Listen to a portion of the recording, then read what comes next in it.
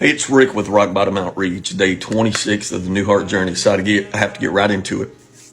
And so in 2008, the day I officially had hit rock bottom, I had finally dozed off in the wee hours of the morning after crying out to God.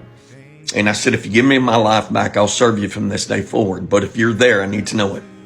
So I go to sleep and I have a dream, and I can see to the right of me the boy's mom just smiling at me in the most peaceful way. And then I feel her take me by the right hand, okay? By the right hand, and it wakens me. And I'm distraught, but I can't tell anyone because they're going to think I'm crazy because I've never felt the physical touch of somebody in a dream. Okay, so let's fast forward now. So what did I see during the surgery? And I've not talked about this very much publicly, but I'm going to now. And there's a reason why, because I was asked by a reporter today. But during the surgery, I saw the brightest light I've ever seen in my life. And I'm going to tell you, I've tried to Google what it looked like, and it does not exist in the imagination of men. It's beyond your imagination. I just couldn't find it.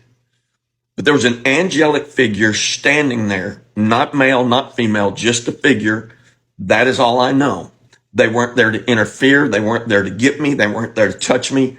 It was like God had given charge over them to just stand watch during the surgery. And every time it came back to me, I would break down with an oversense of love, but I couldn't explain it to anyone. Okay. So the reporter asked, why do you think God would allow that encounter being the boy's mom? Because at the time, that's all I could handle. I didn't know anything else, but she gave me peace.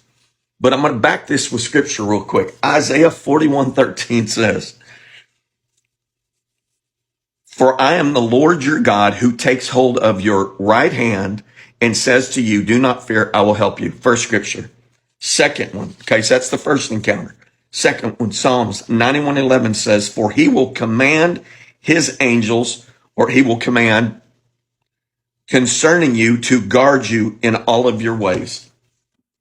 You might have heard these stories from people that had near-death experiences, but let me tell you, it is true. When he says, I'll never leave you and I'll never forsake you, it's true. Maybe you've never talked about your encounter, but God says, now go and tell what I've done for you. And I hope that gives somebody peace today, or reminds you that you're not crazy if you've had an encounter of this, because it is absolutely true. And I'm just now publicly talking about it because I was waiting for God to say when. But what I'm telling you is the absolute truth. I'd love to know your experience. Have a great day.